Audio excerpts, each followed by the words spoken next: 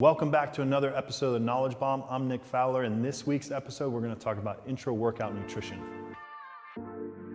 Intra-workout nutrition is something that a lot of people don't think about.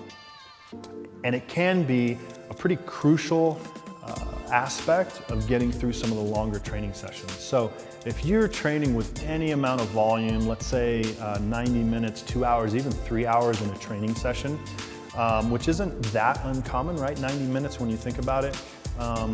That's a lot of time to get through and not have anything in your body, meaning eating, replenishing, think about a fuel source, things like that.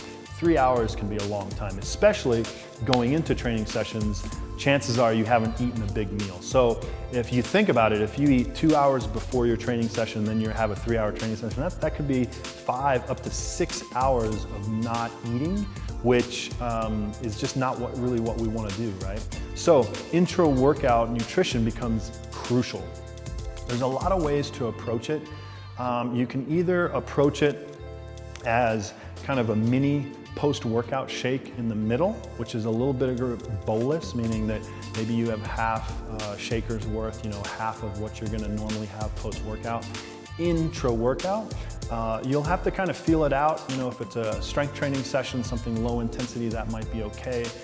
The other alternative is to kind of titrate it in throughout your training session. What I mean by that is just mix up some protein shake with some carbohydrates, and drink that and sip on it through your training session, right?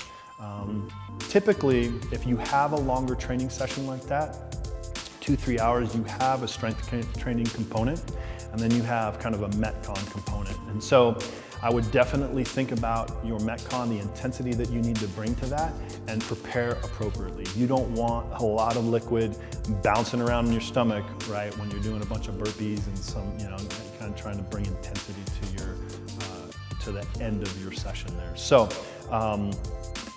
there's no reason you guys can't kind of sip on some protein shake through your workout. I find that Gatorade with simple whey isolate is the best thing for me. I can stomach that really well. I tend to digest it really well. And I know that going into the intense portion of the tail end of my training session, I'm feeling good, I'm not feeling lethargic, I have energy, and I don't have a bunch of food rattling around in my stomach. So you can play around with it. Highly branched cyclic dextrin is another good alternative. If you guys are hard gainers and really good at metabolic work, and your metabolism is really fast, then I would recommend having some fat intake prior to training, if you know that the first hour or so is going to be strength training. So almond butter, it can be just adding some, honestly, some olive oil to your pre-workout nutrition. So a little bit of olive oil with some whey protein, and some whether it's waxy maize or highly branched cyclic dextrin, all mixed together, actually tastes really good. So you go ahead and try that. Just a couple tablespoons.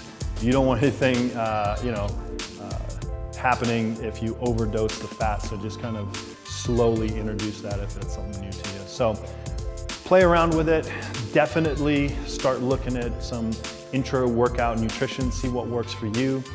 Hit me up in the comments. If you have questions, we can start talking maybe specifics for your situation. So hope you guys start implementing that for your longer training sessions.